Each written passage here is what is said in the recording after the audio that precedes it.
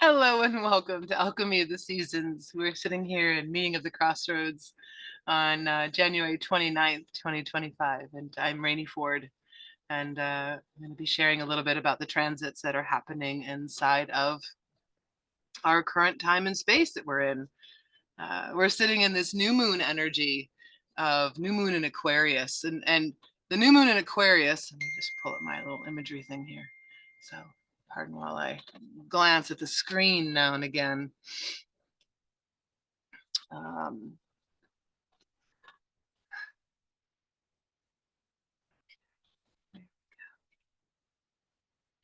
so we have a whole lineup sitting in the energies around us right now. Let me see if I can kind of paint you a picture, and then I'll dive into the GateKeys side of it. So in the sky, we have two quadrants of what is called stelliums, which means multiple relationships and conversations that are happening together in these little clusters of space, right? So inside of Aquarius, which is sitting over in about the sixth house right now, and in the house of Pisces, just right next door to it, sitting in like house 7, 8. So this is all 6, 7, 8 has to do with like our daily life and our committed relationships, and it has to do with how we transform life and ourselves and the things that we interact with. And everything there is sitting really close and right up on top of each other. So in that Aquarius side of things, this is where the new moon is right now. We've got Aquarius, the sun, Mercury, and Pluto all clustered together in this one tight little niche. The archetypes of those four energies: the moon, our emotions and our drive; the sun, the illumination. And so we're in the dark moon, so no illumination; sun, full illumination. We have Mercury, which is communication, and it's Pluto, which is our deepest underworld. It's our shadows. It is the wound in our side that we have not yet been able to find the glass to pull out of it. It is the thing that is dragging at us and pulling us down, whether that is deep seated beliefs, whether that is deep gripping emotions, triggery things that are wrapped around our relationships, our communications, our money, our stability. It can be wrapped around so many things. So we have this very unique opportunity right now to either like let go of everything or grab onto everything. And it's like either one is very apropos right now. If I was to offer a piece of support, it would be to feel your pain, not to the point of drowning in it where you're not able to get up off the floor, you're not drinking enough water, that self-care process is so important. And letting yourself feel that pain. Let Pluto show you where your deep wound is, where that underworld is that is trying to come up, that is trying to evolve, and let the sun shine its light on it so you can see what's going on. And that new moon seed of energy, seed of growth, seed of understanding gets to be born during this time, gets to be kind of like sunk into the soil and germinated. And we have Mercury that's active, which is giving us voice. Now, that might be internal, and that might be some of the pain, is that there's these wailings that are happening. This is too much. I can't handle this. I don't know if I want this. And so many more, as we are coming into a relational checkpoint with who we are, what we're here for, where we're going, the methods we're using to get there, what we're finding we're aligned with, what we're no longer finding ourselves aligned with. And for so many, it's shaking them to the core because we have not had that particular alignment. Well, they've been saying 3,000, 4,000 years. I can't get into all the specifics, though I may include some reference points to others astrologers who study this in a lovely, deep, dense way. And so this energy has been building for the past week and a half, and will continue for a little while, because this is the first new moon of the year. So it's a marker point. This energy is going to keep happening, rolling through until the eclipse season in March and April, right? So a lot of what is being seeded and seen here will have the opportunity to birth and then evolve into what it's going to be next in the March, April time period. So a lot of what is being seen right now is being measured and being weighed may not even matter in a few months. I don't necessarily know what that means. All I simply know is that that's that energy of rolling. The song Roll Me Through Thunder is coming to mind. I post that later. Feeling those emotions, letting them roll through, letting them be seen, letting them find voice. As soon as we find voice to them and light is shown upon them and we're allowed to feel them, they change. They're no longer, that wound is no longer held gapingly open because there's something jammed inside of it. Right? It has the opportunity to become something different. And it can feel super shaky because there are a lot of aspects that are still pointing a kind of indirect finger from that Mars retrograde in Cancer. So Mars, energy of conflict, is sitting inside the energy of family, hearth, and home. And it's sitting over in the 11th, 12th house. So it's very far removed from the practical application.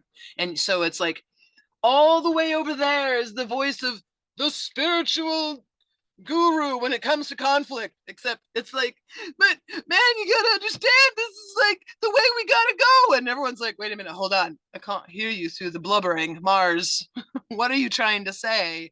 And because Mars is aspecting, hitting a number of different places. Let's see, it aspects Uranus, which is the so the archetype of change.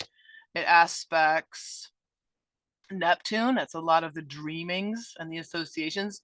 It's aspecting Venus, it's aspecting the North Node, our direction.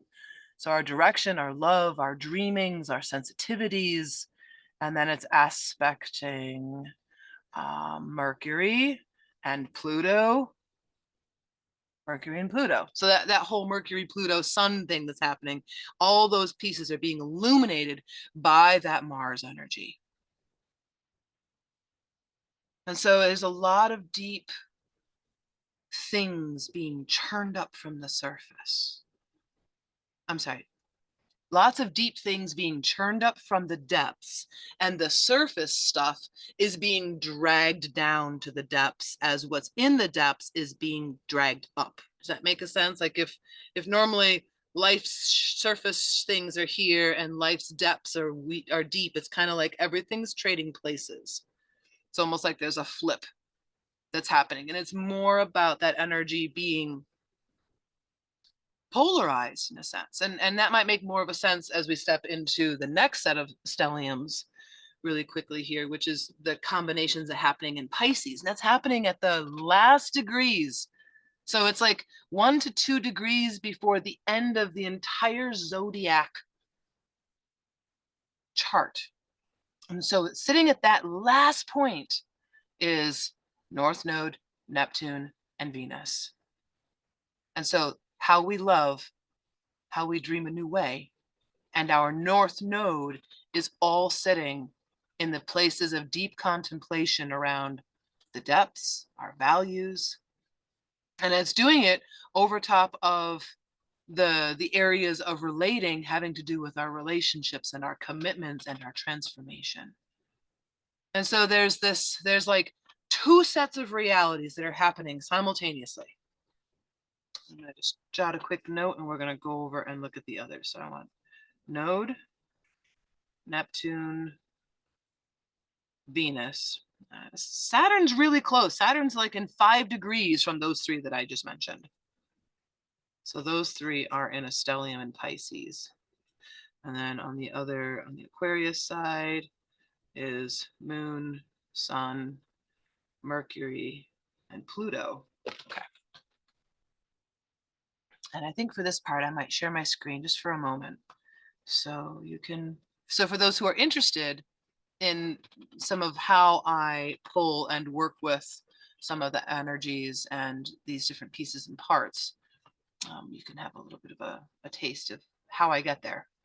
So while I was talking, these were the pieces that I was speaking to. This is the astrology chart. This one would be a Placidus system.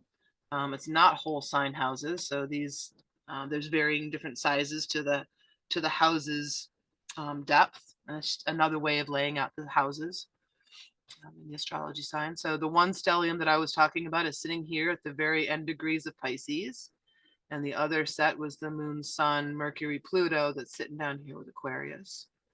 And this Mars sitting over here in Cancer that's currently retrograde, and those purple lines and the reds, these different squares, these different aspects that are all having a go. So Mars is chiming in with how it thinks all of these aspects should do things differently, how they should respond to chaos. Oh, your triggers should be shaped like this. And so there's a little bit of well, it's highly sensitive, and to some degree, it's a bit judgmental. I mean, Mars by nature has an arrogance to it. This is the way it is. And sitting over in Cancer, it's sitting in a bit of a detriment. It's not a comfortable placement for it. It's like trying to put the Aries, the warrior god, trying to send him to the kitchen to do work in the kitchen. It makes it rather interesting. All right, I want to expand this real quick, and then we're just going to take a quick peek. Okay, so we said Sun, Mercury, Pluto, Moon. Sun, do this. Sun, Moon, whoops. Must be Control. Sun, Moon, Mercury, Pluto. Okay, so these are the four energies that are talking to each other right now. Today, the energy that we're sitting inside of, this new moon energy, we've got the gate 19 in the Sun, the gate of sensitivity. This is about wanting and needs. This is like how we connect and bond, entering correctly in through relationships, through sensitively perceiving our own needs and the needs of others. And so it's really about listening. It's about being deeply present. It's regulation. It's regulating our emotions. This is root and solar plexus energy. It's part of the root to solar plexus channel. Gate 19's other end is gate 49. So myself and Ray, other folks, consider when you have gate 49 that when gate 19 is active, it's giving you a complete channel that is really associated with touch and feel and relationships with animals. And so it can have a deeper connecting point with how you relate with your creatures that you're living with. So we have 17 or 19, which is the gate of sensitivity. So sensitivity is shining illumination onto, we're going to go down to Pluto, shining illumination onto how we weigh and measure our acceptance and our ability to accept realism in life, right? This is shining a light. We're looking at our sensitivities and choosing deliberate practical evolution. There's also places in this deliberate practical evolution that may contain woundings, meaning in the past, now, or in another lifetime, or in another timeline, you may have needed to practically evolve, and in doing so, in some way, that created a wound that was held open.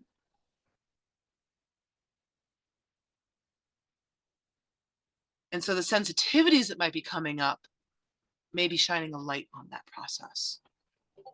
Now, when we come back and we look at the Mercury side, we hear how it's telling us. It's telling us through fantasy and hope. That's the mechanisms, the mechanics of it. Fantasy and hope being a piece that gives us an inspiration around how it is that we can see a thing. How can we look at it in a different way? How can we be in a place of anticipation of a thing? If we can't find our way to an anticipation, then maybe that's not a good thing for us. Mercury's trying to whisper the translations of what Pluto's energy is saying when it's shined upon by the sun. So when our sensitivities are shown onto the acceptance and realism that we may have woundings in, this Mercury is like, okay, well, what if we looked at it from this perspective? Right? And so it's lending its support in that kind of capacity. And moon. And so this new moon, while all that's going on, this new moon earlier today, it was in gate 19, gate of sensitivity. So our sensitivities are being shaped.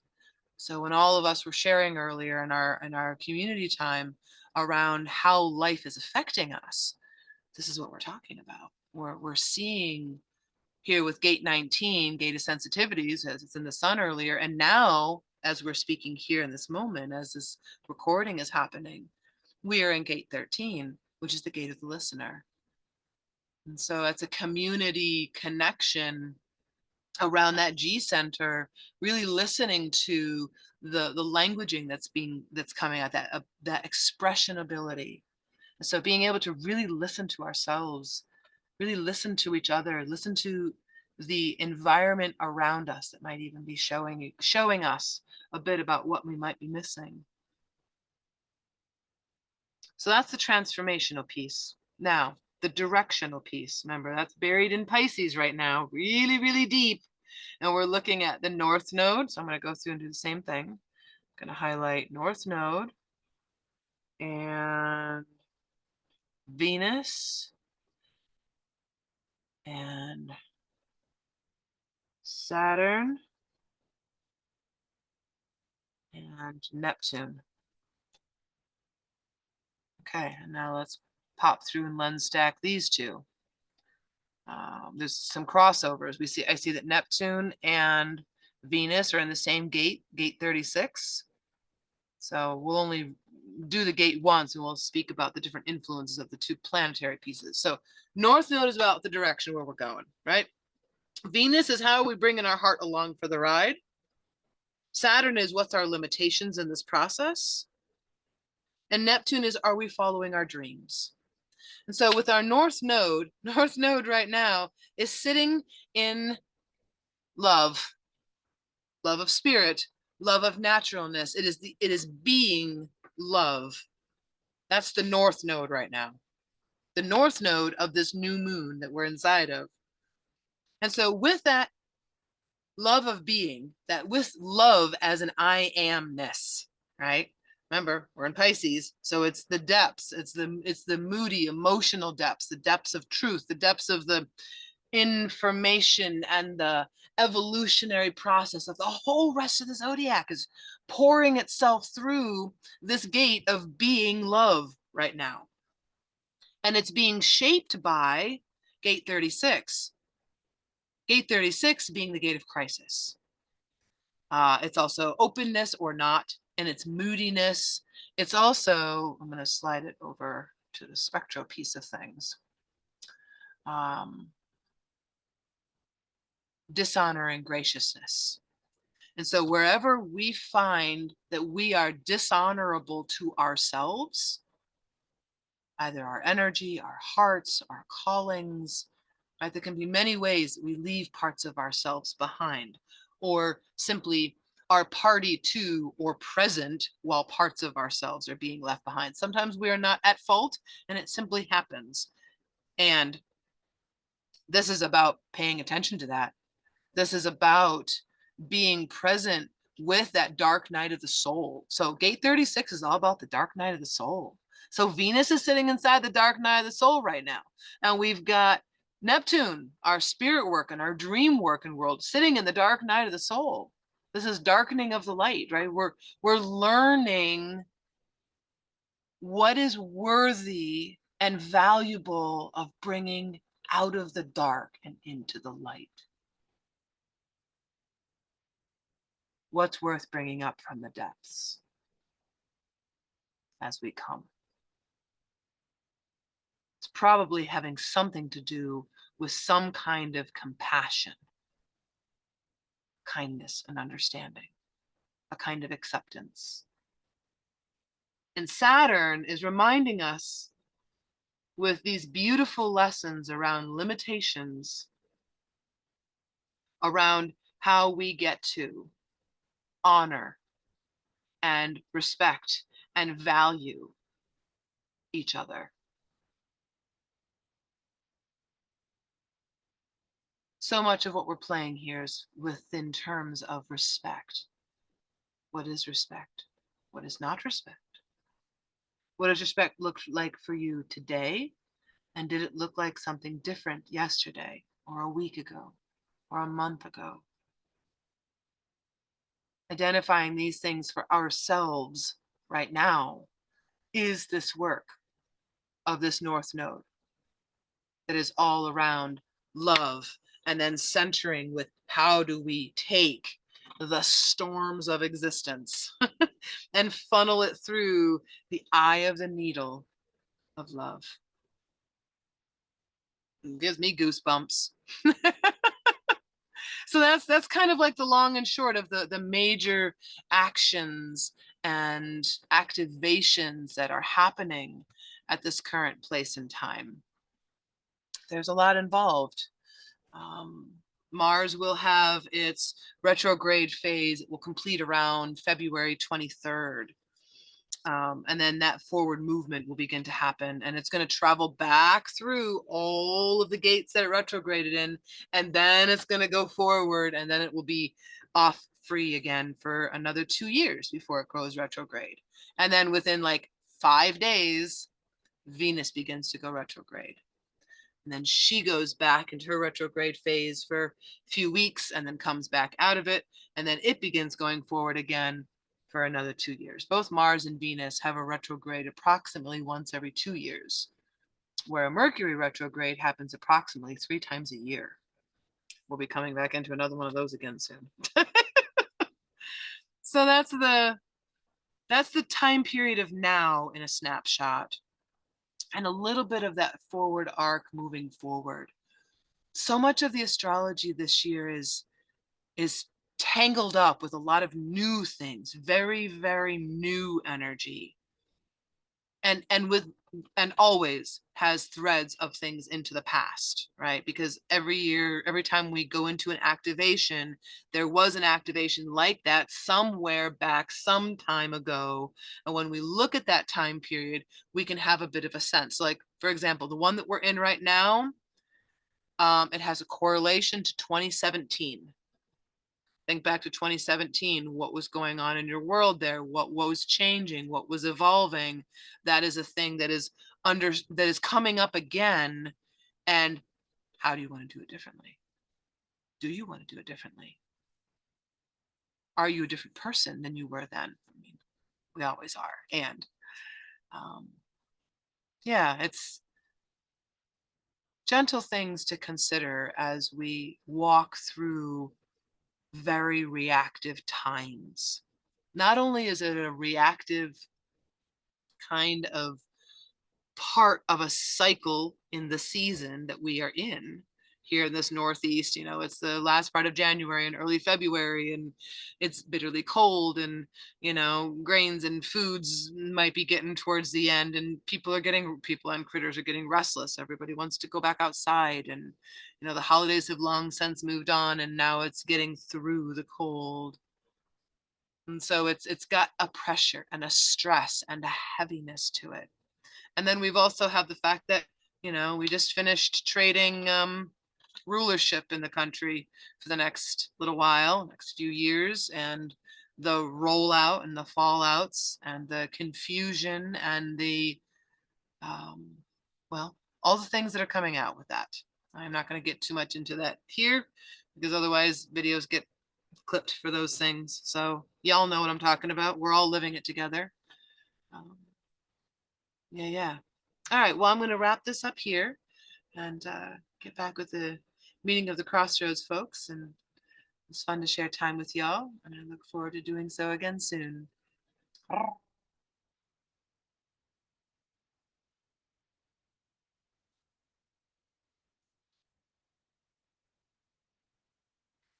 There's my button. There's my button. Bye.